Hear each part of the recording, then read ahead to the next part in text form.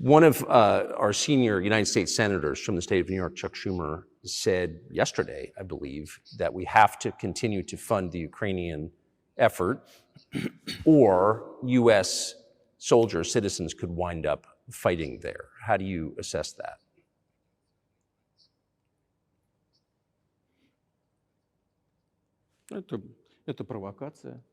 This is a provocation, and a cheap provocation at that. I do not understand why American soldiers should fight in Ukraine. There are mercenaries from the United States there. The bigger number of mercenaries comes from Poland, with mercenaries from the United States in second place and mercenaries from Georgia in third place. Well, if somebody has the desire to send regular troops, that would certainly bring humanity to the brink of very serious global conflict. This is obvious. Do the United States need this? What for? Thousands of miles away from your national territory. Don't you have anything better to do? You have issues on the border, issues with migration, issues with the national debt, more than $33 trillion. You have nothing better to do, so you should fight in Ukraine? Wouldn't it be better to negotiate with Russia? Make an agreement, already understanding the situation that is developing today, realizing that Russia will fight for its interests to the end? And realizing this, actually return to common sense, start respecting our country and its interests, and look for certain solutions. It seems to me that this is much smarter and more rational. Who blew up Nord Stream? You for sure. I was busy that day. Nate, do you have I did not blow up Nord Stream. Thank you, though.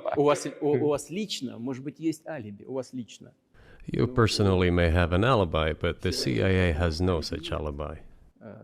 Do you have evidence that NATO or the CIA did it?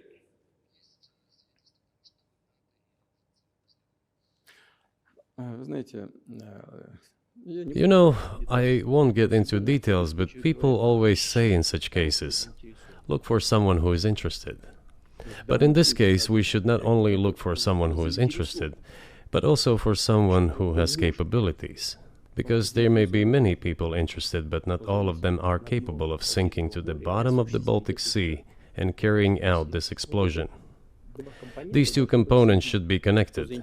Who is interested and who is capable of doing it? But I'm confused. I mean, that's the biggest act of industrial terrorism ever, and it's the largest emission of CO2 in history. Okay, so if you had evidence, and presumably given your security services, your intel services, you would, that NATO, the US, CIA, the West, did this, why wouldn't you present it and win a propaganda victory?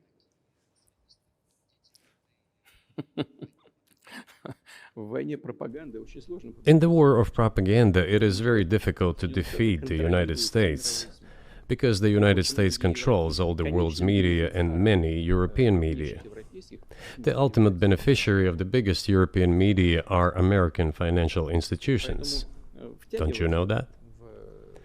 So it is possible to get involved in this work, but it is cost prohibitive, so to speak. We can simply shine the spotlight on our sources of information, and we will not achieve results. It is clear to the whole world what happened, and even American analysts talk about it directly. It's true. Yes, but here's a question you may be able to answer. You worked in Germany, famously. The Germans clearly know that their NATO partner did this, and it damaged their economy greatly. It may never recover. Why are they being silent about it? That's very confusing to me. Why wouldn't the Germans say something about it? This also confuses me. But today's German leadership is guided by the interests of the collective West rather than its national interests. Otherwise, it is difficult to explain the logic of their action or inaction. After all, it is not only about Nord Stream 1, which was blown up, and the Nord Stream 2 was damaged. But one pipe is safe and sound, and gas can be supplied to Europe through it. But Germany does not open it. We are ready, please.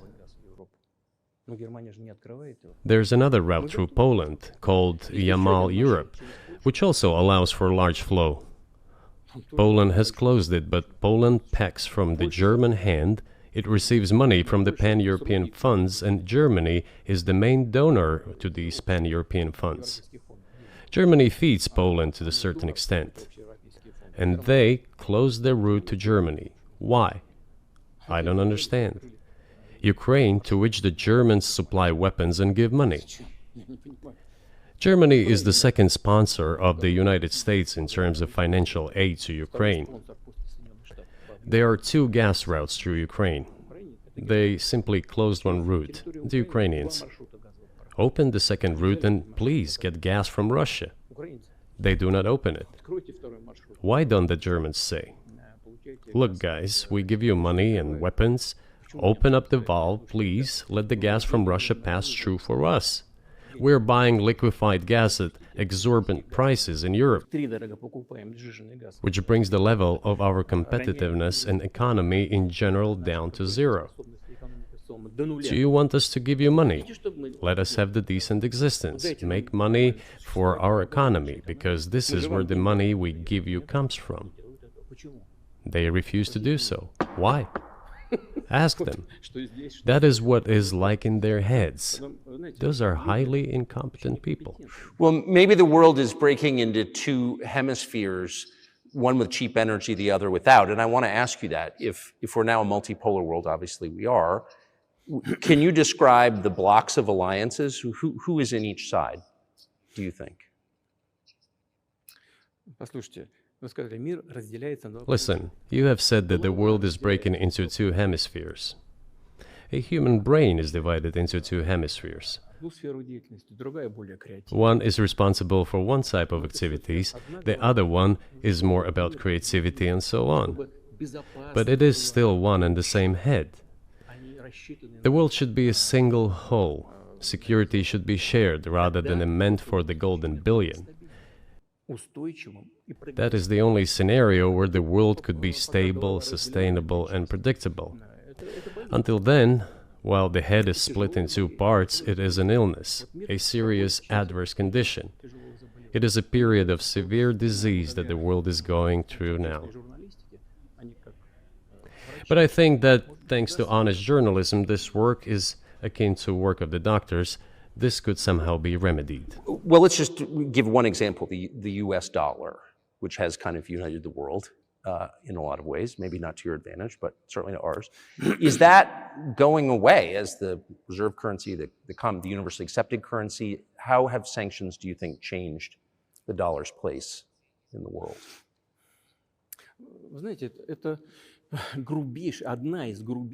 You know, to use the dollar as a tool of foreign policy struggle is one of the biggest strategic mistakes made by the US political leadership.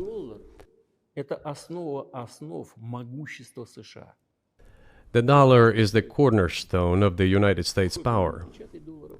I think everyone understands very well that no matter how many dollars are printed, they are quickly dispersed all over the world.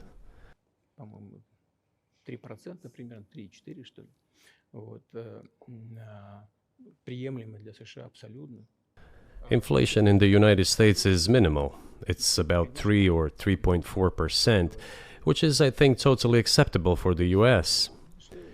But they won't stop printing. What does the debt of $33 trillion tell us about?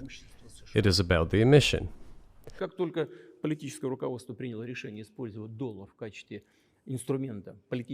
Nevertheless, it is the main weapon used by the United States to preserve its power across the world. As soon as the political leadership decided to use the US dollar as a tool of political struggle, a blow was dealt to this American power. I would not like to use any strong language, but it is a stupid thing to do and a grave mistake.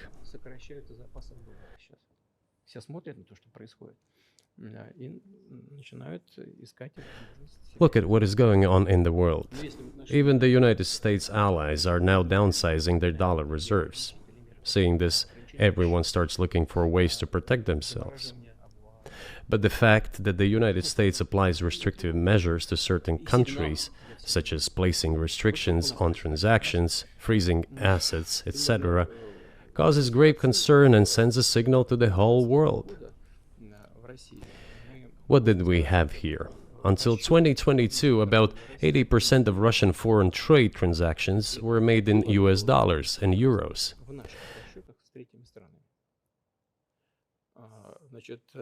US dollars accounted for approximately 50% of our transactions with third countries, while currently it is down to 13%. It wasn't us who banned the use of the US dollar.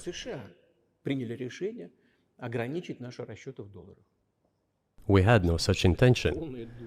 It was decision of the United States to restrict our transactions in US dollars. I think it is complete foolishness from the point of view of the interests of the United States itself and its taxpayers, as it damages the US economy, undermines the power of the United States across the world. By the way, our transactions in yuan accounted for about 3%. Today, 34% of our transactions are made in rubles and about as much, a little over 34% in yuan. Why did the United States do this? My only guess is self-conceit. They probably thought it would lead to full collapse, but nothing collapsed. Moreover, other countries, including oil producers, are thinking of and already accepting payments for oil in yuan. Do you even realize what is going on or not? Does anyone in the United States realize this? What are you doing? You are cutting yourself off. All experts say this. Ask any intelligent and thinking person in the United States what the dollar means for the US. But You're killing it with your own hands. I think that's I think that's a fair assessment. The question is what comes next, and maybe you trade one colonial power for another, much less sentimental and forgiving colonial power. I mean, is the BRICS, for example, in danger of being completely dominated by the Chinese economy in a way that's not good for their sovereignty? Do you worry about that? Well, we have heard those boogeyman stories before. It is a boogeyman story. We're neighbors with China. You cannot choose neighbors just as you cannot choose close relatives. We share a border of 1,000 kilometers with them. This is number one. Second, we have a centuries-long history of coexistence. We're used to it. Third, China's foreign policy philosophy is not aggressive. Its idea is to always look for compromise, and we can see that. The next point is as follows. We are always told the same boogeyman story, and here it goes again, through an euphemistic form, but it is still the same boogeyman story. The cooperation with China keeps increasing. The pace at which China's cooperation with Europe is growing is higher and greater than that of the growth of Chinese-Russian cooperation. Ask Europeans, aren't they afraid? They might be, I don't know. But they are still trying to access China's market at all costs, especially now that they are facing economic problems. Chinese businesses are also exploring the European market. Do Chinese businesses have small presence in the United States? Yes, the political decisions are such that they are trying to limit their cooperation with China. It is to your own detriment, Mr. Tucker, that you are limiting cooperation with China. You are hurting yourself. It is a delicate matter, and there are no silver bullet solutions, just as it is with the dollar. So, before introducing any illegitimate sanctions, illegitimate in terms of the Charter of the United Nations, one should think very carefully. For decision makers, this appears to be a problem. So you said a moment ago that the world would be a lot better if it weren't broken into competing alliances, if there was cooperation globally. One of the reasons you don't have that is because the current American administration is dead set against you, do you think if there were a new administration after Joe Biden that you would be able to reestablish communication with the US government? Or does it not matter who the president is? Сейчас скажу, но чтобы закончить предыдущий вопрос. I will tell you, but let me finish the previous thought. We, together with my colleague and friend, President Xi Jinping, set a goal to reach $200 billion of mutual trade with China this year. We have exceeded this level. According to our figures, our bilateral trade with China totals already $230 billion, and the Chinese statistics says it is $240 billion. One more important thing. Our trade is well balanced, mutually complementary in high-tech, energy, scientific research and development. It is very balanced. As for BRICS, where Russia took over the presidency this year, the BRICS countries are, by and large, developing very rapidly. Look, if memory serves me right, back in 1992, the share of the G7 countries in the world economy amounted to 47%, whereas in 2022 it was down to, I think, a little over 30%. The BRICS countries accounted for only 16% in 1992, but now their share is greater than that of the G7. It has nothing to do with the events in Ukraine. This is due to the trends of global development and world economy, as I mentioned just now. And this is inevitable. This will keep happening. It is like the rise of the sun. You cannot prevent the sun from rising. You have to adapt to it. How do the United States adapt? With the help of force, sanctions, pressure, bombings, and use of armed forces. This is about self-conceit. Your political establishment does not understand that the world is changing under objective circumstances. And in order to preserve your level, even if someone aspires, pardon me, to the level of dominance, you have to make the right decisions in a competent and timely manner. Such brutal actions, including with regard to Russia and, say, other countries, are counterproductive. This is an obvious fact. It has already become evident. You just asked me if another leader comes and changes something. It is not about the leader. It is not about the personality of a particular person. I had a very good relationship with, say, Bush. I know that in the United States, he was portrayed as some kind of a country boy who does not understand much. I assure you that this is not the case. I think he made a lot of mistakes with regard to Russia, too. I told you about 2008 and the decision in Bucharest to open the NATO's doors for Ukraine and so on. That happened during his presidency. He actually exercised pressure on the Europeans.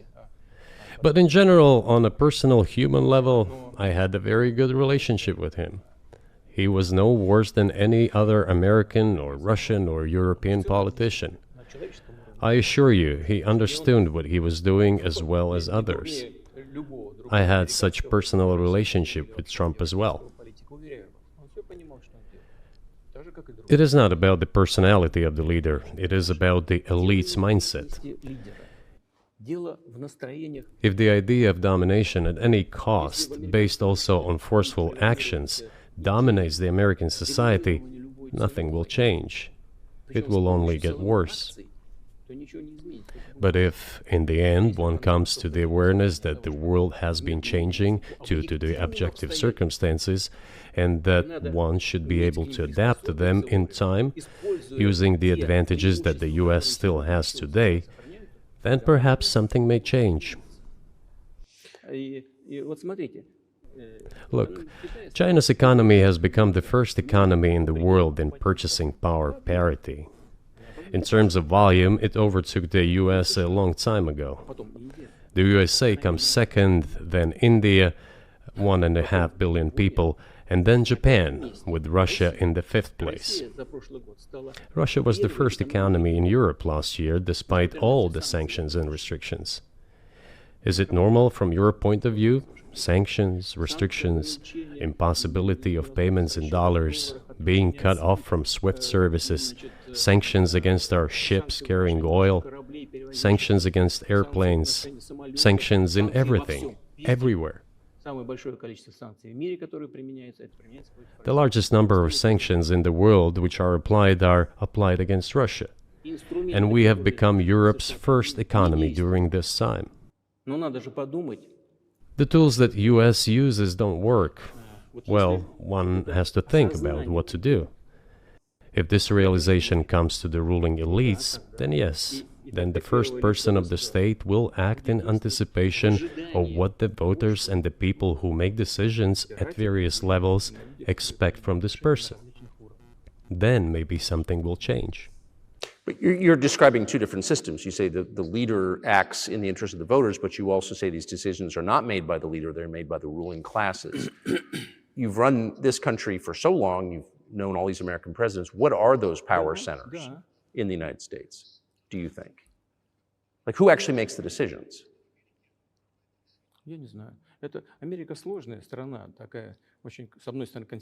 I don't know. America is a complex country, conservative on one hand, rapidly changing on the other. It's not easy for us to sort it all out. Who makes decisions in the elections?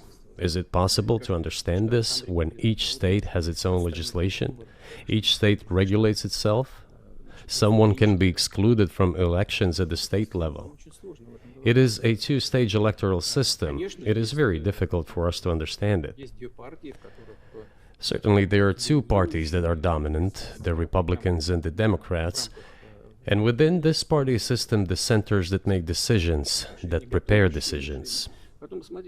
Then, look, why, in my opinion, after the collapse of the Soviet Union, such an erroneous, crude, completely unjustified policy of pressure was pursued against Russia? After all, this is a policy of pressure. NATO expansion, support for the separatists in Caucasus, creation of a missile defense system. These are all elements of pressure. Pressure, pressure, pressure. Then, dragging Ukraine into NATO is all about pressure, pressure, pressure. Why? I think, among other things, because excessive production capacities were created.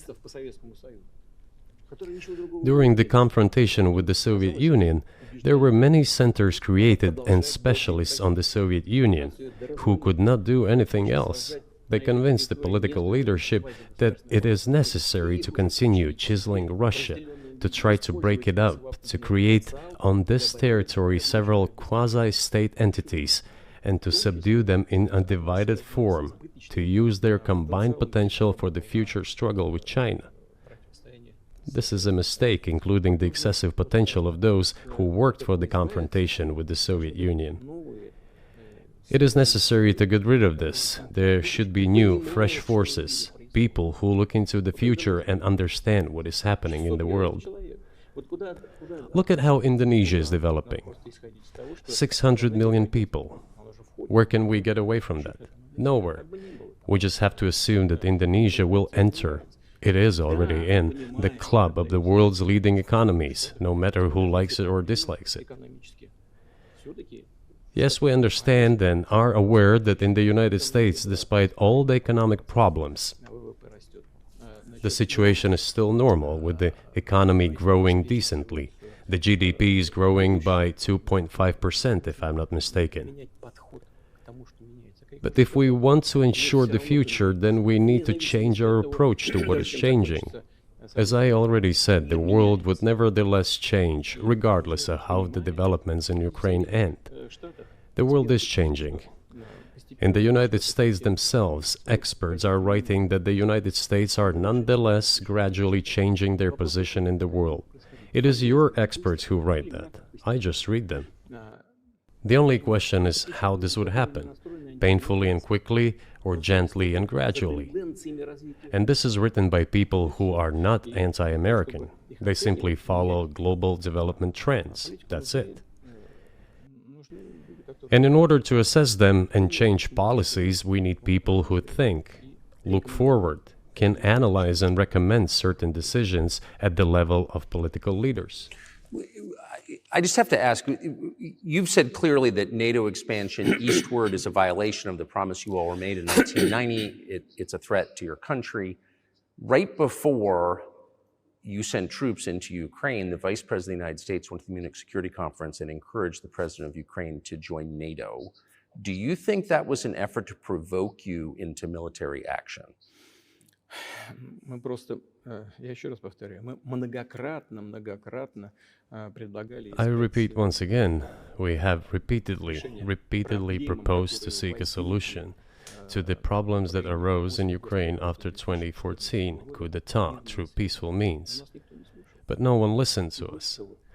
And moreover, the Ukrainian leaders who were under the complete US control suddenly declared that they would not comply with the Minsk agreements. They disliked everything there and continued military activity in that territory.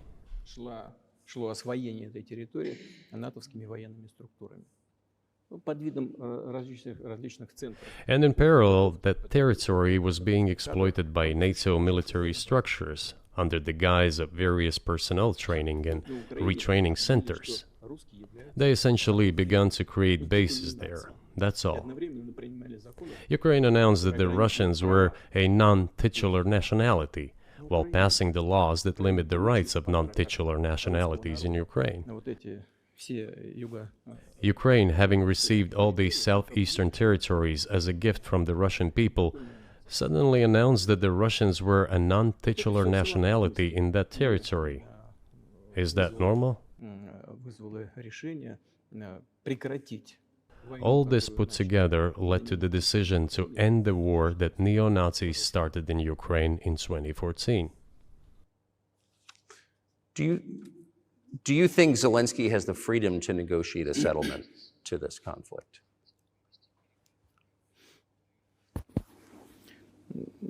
I don't know the details. Of course, it's difficult for me to judge. But I believe he has, in any case, he used to have. His father fought against the fascists, Nazis, during World War II. I once talked to him about this. I said, Volodya, what are you doing? Why are you supporting neo-Nazis in Ukraine today, while your father fought against fascism? He was a front-line soldier. I will not tell you what he answered. This is a separate topic, and I think it's incorrect for me to do so. But as to the freedom of choice, why not? He came to power on the expectations of Ukrainian people that he would lead Ukraine to peace. He talked about this. It was thanks to this that he won the elections overwhelmingly. But then, when he came to power, in my opinion, he realized two things. Firstly, it is better not to clash with neo-Nazis and nationalists, because they are aggressive and very active. You can expect anything from them. And secondly, the US-led West supports them and will always support those who antagonize with Russia. It is beneficial and safe. So he took the relevant position despite promising his people to end the war in Ukraine. He deceived his voters. But do you think at this point, as of February 2024, he has the latitude, the freedom, to speak with you or your government directly about putting an end to this, which clearly isn't helping his country or the world? Can he do that, do you think? Ну, а почему нет? Он же Why not? главой государства. He considers himself head of state. He won the elections. Although we believe in Russia that the coup d'etat is the primary source of power for everything that happened after 2014. And in this sense, even today, government is flawed. But he considers himself the president, and he is recognized by the United States, all of Europe, and practically the rest of the world in such a capacity. Why not? He can. We negotiated with Ukraine in Istanbul. We agreed. He was aware of this. Moreover, the negotiation group leader, Mr. Arahamiya is his last name, I believe still heads the faction of the ruling party, the party of the president in the Rada. He still heads the presidential faction in the Rada, the country's parliament. He still sits there. He even put his preliminary signature on the document I am telling you about. But then he publicly stated to the whole world, we were ready to sign this document, but Mr. Johnson, then the Prime Minister of Great Britain, came and dissuaded us from doing this, saying it was better to fight Russia. They would give everything needed for us to return what was lost during the clashes with Russia, and we agreed with this proposal. Look, his statement has been published. He said it publicly. Can they return to this or not? The question is, do they want it or not? Further on, President of Ukraine issued a decree prohibiting negotiations with us. Let him cancel that decree, and that's it. We have never refused negotiations, indeed. We hear all the time, is Russia ready? Yes, we have not refused. It was them who publicly refused. Well, let him cancel his decree and enter into negotiations. We have never refused. And the fact that they obeyed the demand or persuasion of Mr. Johnson, the former Prime Minister of Great Britain, seems ridiculous and very sad to me. Because, as Mr. Arakamiya put it, we could have stopped those hostilities with war a year and a half ago already. But the British persuaded us and we refused this.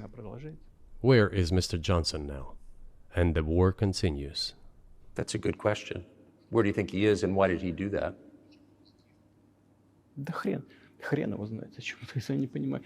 Hell knows. I don't understand it myself. There was a general starting point.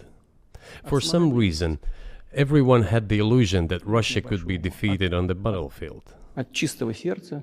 Because of arrogance, because of a pure heart, but not because of a great mind. You've described the connection between Russia and Ukraine. You've described Russia itself a couple of times as orthodox. That's central to your understanding of Russia. You've said you're orthodox.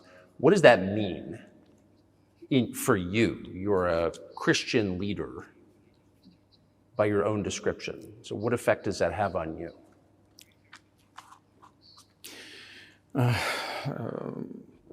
You know, as I already mentioned, in 988, Prince Vladimir himself was baptized following the example of his grandmother, Princess Olga. And then he baptized his squad, and then, gradually, over the course of several years, he baptized all the Rus. It was a lengthy process, from pagans to Christians. It took many years. But in the end, this orthodoxy, Eastern Christianity, deeply rooted itself in the consciousness of the Russian people. When Russia expanded and absorbed other nations who profess Islam, Buddhism, and Judaism, Russia has always been very loyal to those people who profess other religions. This is her strength. This is absolutely clear.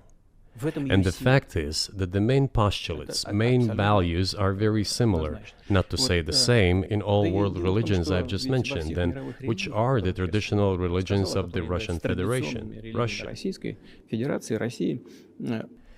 By the way, Russian authorities were always very careful about the culture and religion of those people who came into the Russian Empire. This, in my opinion, forms the basis of both security and stability of the Russian statehood. All the peoples inhabiting Russia basically consider it their motherhood. If, say, people move over to you or to Europe from Latin America, an even clearer and more understandable example, people come, but yet they have come to you or to European countries from their historical homeland. And people who profess different religions in Russia consider Russia their motherland. They have no other motherland. We are together. This is one big family, and our traditional values are very similar. I've just mentioned one big family, but everyone has his, her own family. And this is the basis of our society. And if we say that the motherland and the family are specifically connected with each other, И если мы говорим, что Родина и семья It is indeed the case, since it is impossible to ensure a normal future for our children and our families unless we ensure a normal, sustainable future for the entire country, for the motherland. устойчивое будущее для всей страны. That is why patriotic sentiment is so strong in Russia. But can I say that the one way in which the religions are different is that Christianity is specifically a nonviolent religion. Jesus says, turn the other cheek, don't kill. How can a leader who has to kill, of any country, how can a leader be a Christian? How do you reconcile that to yourself?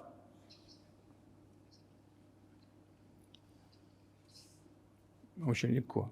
Если речь идет о защите себя и своей семьи. It is very easy when it comes to protecting oneself and one's family, one's homeland. Начались события. We won't attack anyone. С госпереворота и с начала боевых действий на Донецке. When did the developments in Ukraine start? На Донбассе. Вот с чего. Since the coup d'etat and the hostilities in Donbass began, that's when they started. And we're protecting our people, ourselves, our homeland, and our future. Она не во внешних проявлениях, и в том, чтобы ходить As for religion in general, или бить головой в пол. Она в сердце. you know, it's not about external manifestations. It's not about going to church every day or banging your head on the floor. Человекоориентированная. И Достоевский It is in the очень heart. известен And our culture is so human-oriented. гений. Dostoevsky, who was very well known in the West and the genius of Russian culture, Russian literature, spoke a lot about this, about the Russian soul. Русский человек, российский человек, он думает больше о вечном, он думает больше о ценностях. After all, Western society is more pragmatic. Russian people think more about the eternal, about moral values. I don't know, maybe you won't agree with me, but Western culture is more pragmatic after all. Возможность вот сегодняшнему этому золотому миллиарду. I'm not saying this is bad. It makes it possible for today's golden billion to achieve good success in production, even in science and so on. Что мы вроде как выглядим одинаково, но сознание. There's nothing wrong with that. I'm just saying that we kind of look the same, but our So, minds so are do you built a see little the different. supernatural at work as you look out across what's happening in the world now? Do you see God at work? Do you ever think to yourself, these are forces that are not human? Да нет, я, честно говоря, так не думаю. Я думаю о том, что No, to be honest, I мировое don't think сообщество so. развивается вот по своим внутренним My opinion is that the development of the world community is in accordance with the inherent laws, and those laws are what they are. так было всегда в истории человечества. It's always been this way in the history of mankind. Размножались, Some nations and countries rose, became stronger and more numerous, and then left the international stage, losing the status they had accustomed to. наверное, не нужно приводить эти примеры, но начиная There's probably no need for me to give examples, but we could start with the Genghis Khan and horde conquerors, the Golden Horde, and then end with the Roman Empire. человечество каждый It seems that there has never been anything like the Roman Empire in the history of mankind. потенциал варваров постепенно накапливался. Nevertheless, the potential of the barbarians gradually grew, as did their population. In general, the barbarians were getting stronger and begun to develop economically, as we would say today. Экономически они стали укрепляться. This eventually led to the collapse of the Roman Empire and the regime imposed by the Romans. 500 лет. Этот процесс. However, it took 5 centuries for the Roman Empire to fall apart. В сегодняшней ситуации The difference with what is happening now процессы изменений is that all the processes of change are happening at a much faster pace than in Roman times. So when does the AI empire start, do you think? у меня все в более You're сложные asking вопросы. increasingly more complicated questions.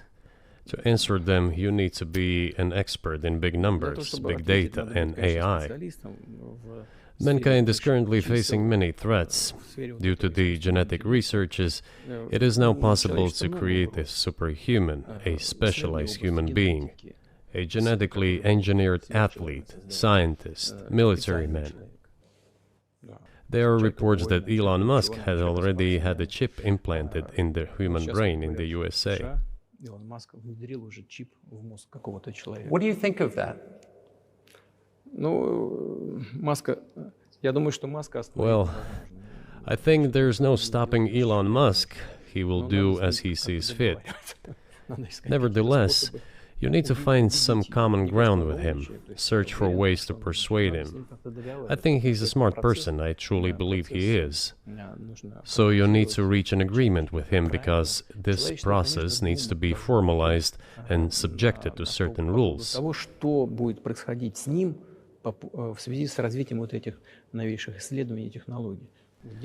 Humanity has to consider what is going to happen due to the newest development in genetics or in AI.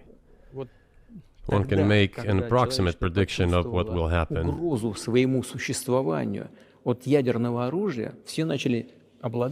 Once mankind felt an existential threat coming from nuclear weapons, all nuclear nations began to come to terms with one another since they realized the negligent use of nuclear weaponry could drive humanity to extinction.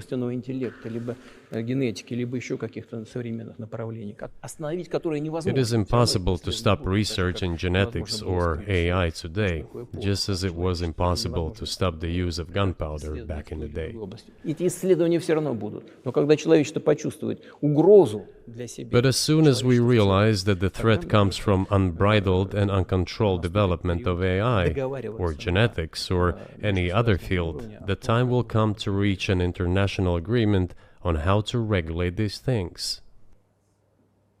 I appreciate all the time you've given us. I just got to ask you one last question, and that's about someone who's very famous in the United States, probably not here, Evan Gershkovich, who's the Wall Street Journal reporter. He's 32, and he's been in prison for almost a year. This is a huge story in the United States, and I just want to ask you directly, without getting into the details of it or your version of what happened, if as a sign of your decency, you would be willing to release him to us and we'll bring him back to the United States.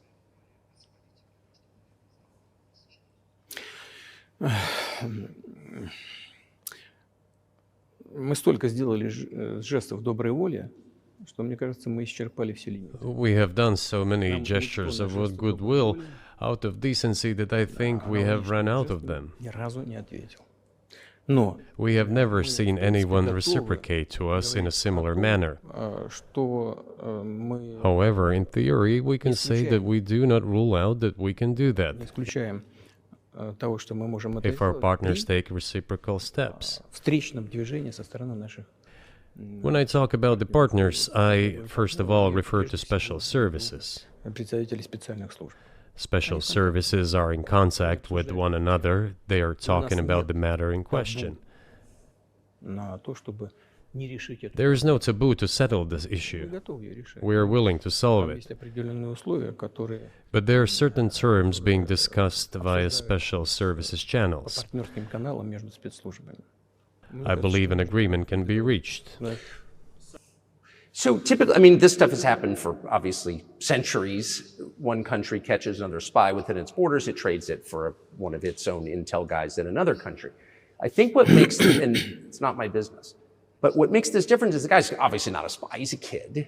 And maybe he was breaking your law in some way, but he's not a super spy, and everybody knows that. And he's being held hostage in exchange, which is true. With respect, it's true, and everyone knows it's true.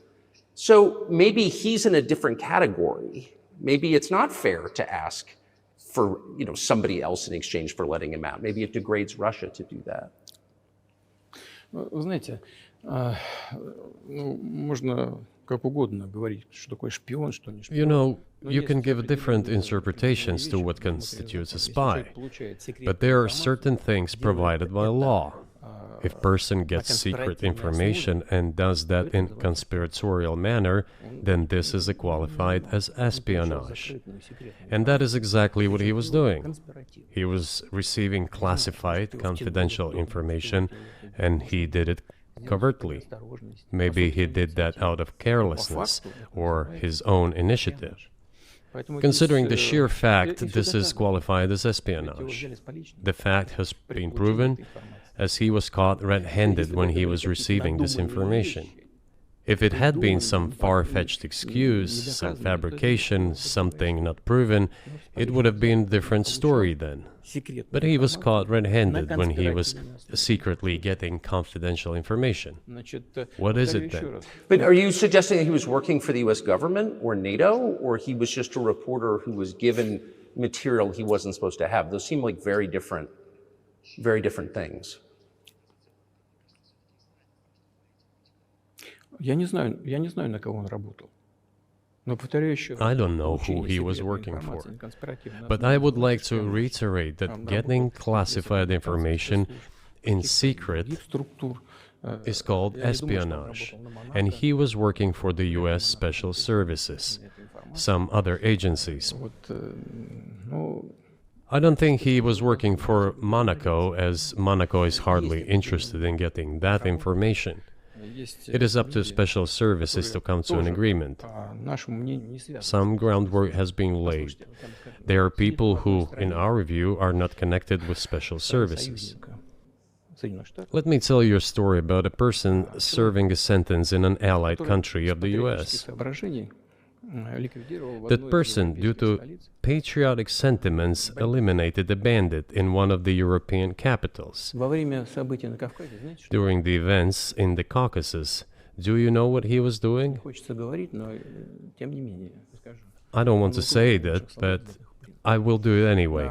He was laying our soldiers, taken prisoner, on the road and then drove his car over their heads.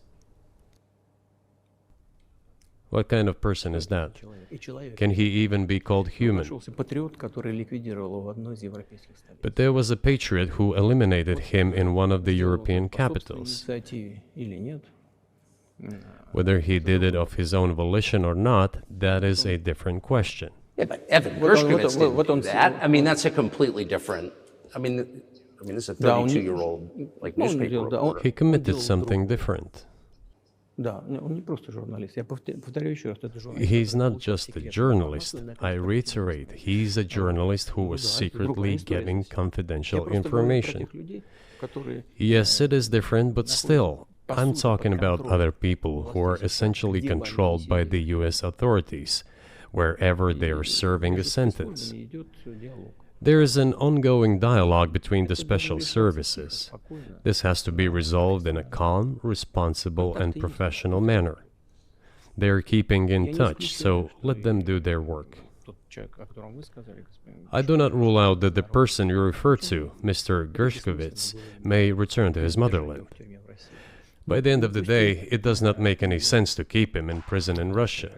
We want the US Special Services to think about how they can contribute to achieving the goals our special services are pursuing. We are ready to talk. Moreover, the talks are underway. And there have been many successful examples of these talks crowned with success. Probably this is going to be crowned with success as well. But we have to come to an agreement. I hope you let him out. Mr. President, thank you. I also want him to return to his homeland at last. I'm absolutely sincere. But let me say once again, the dialogue continues. The more public we render things of this nature, the more difficult it becomes to resolve them. Everything has to be done in calm manner. I wonder if that's true with the war, though, also. I mean, I guess I want to ask one more question, which is, and maybe you don't want to say so for strategic reasons, but are you worried that what's happening in Ukraine could lead to something much larger and much more horrible? And how motivated are you just to call the US government and say, let's come to terms?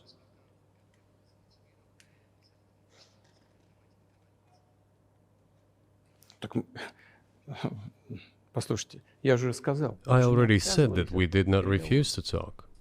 We are willing to negotiate. It is the Western side, and Ukraine is obviously a satellite state of the US. It is evident. I do not want you to take it as if I'm looking for a strong word or an insult, but we both understand what is happening. Финансовая поддержка, сколько? 72 The миллиарда. financial support, $72 billion was provided.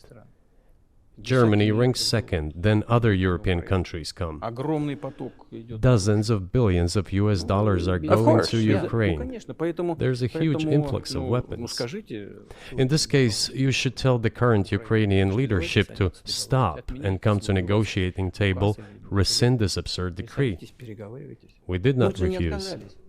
Sure, but you already said it. I didn't think you meant it as an insult because you already said correctly, it's been reported that Ukraine was prevented from negotiating a peace settlement by the former British Prime Minister acting on behalf of the Biden administration. So of course they're a satellite.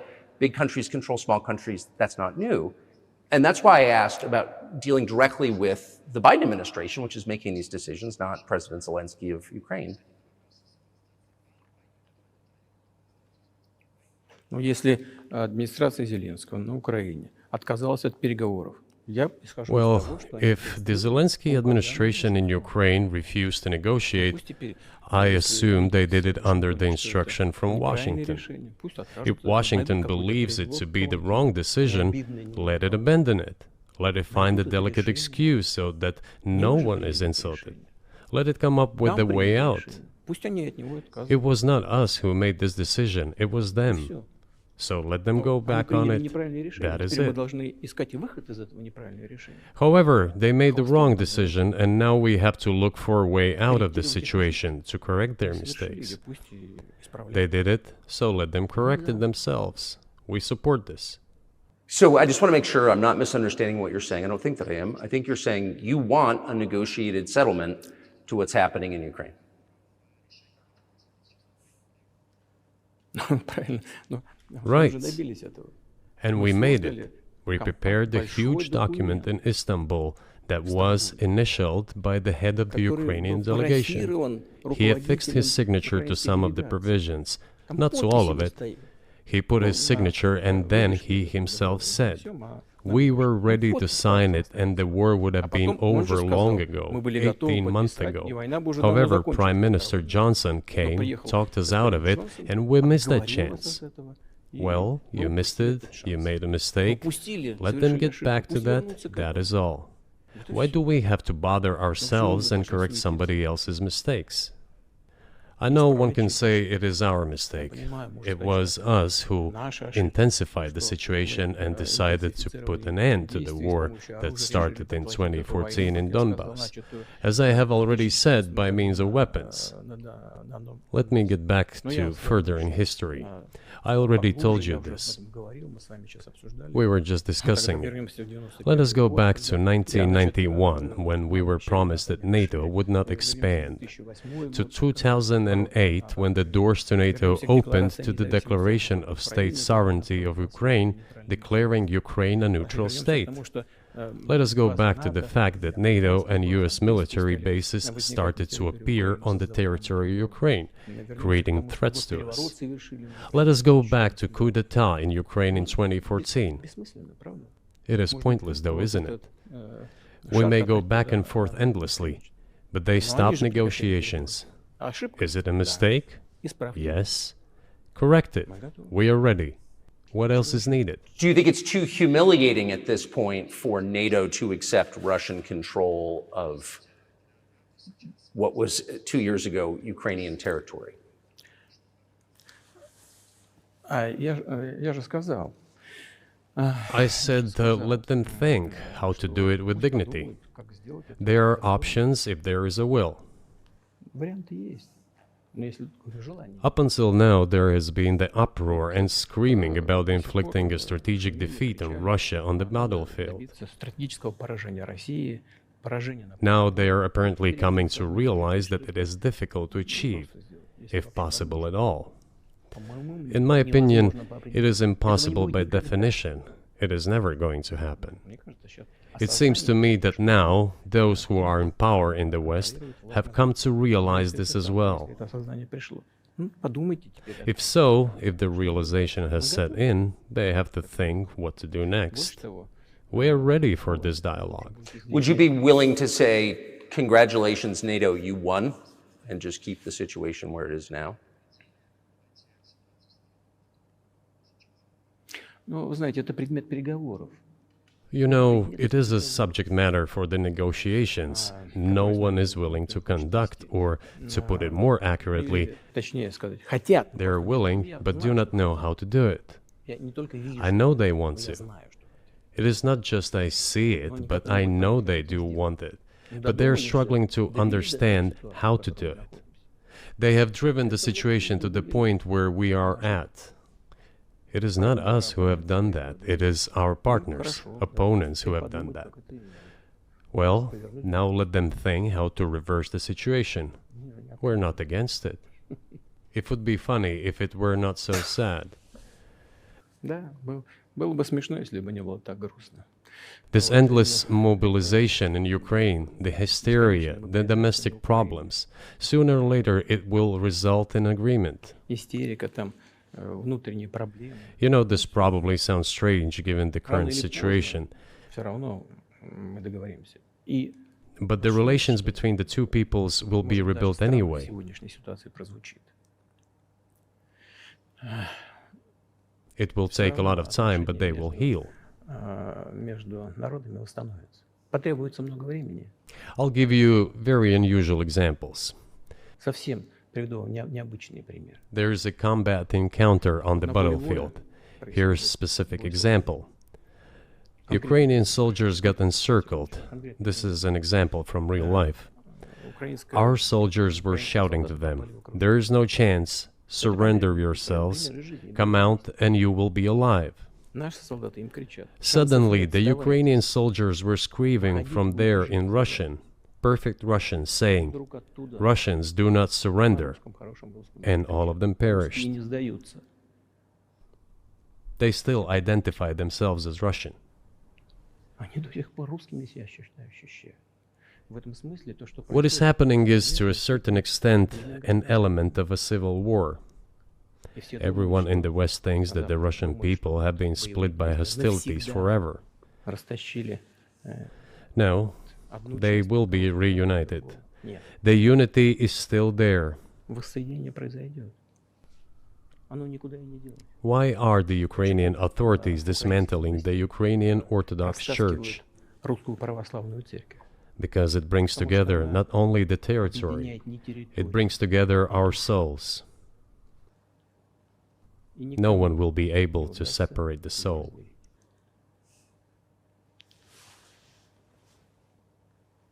Shall we end here, or is there anything else? No, I think that's great. Спасибо. Thank you, Mr. President. Free speech is bigger than any one person or any one organization. Societies are defined by what they will not permit. What we're watching is the total inversion of virtue.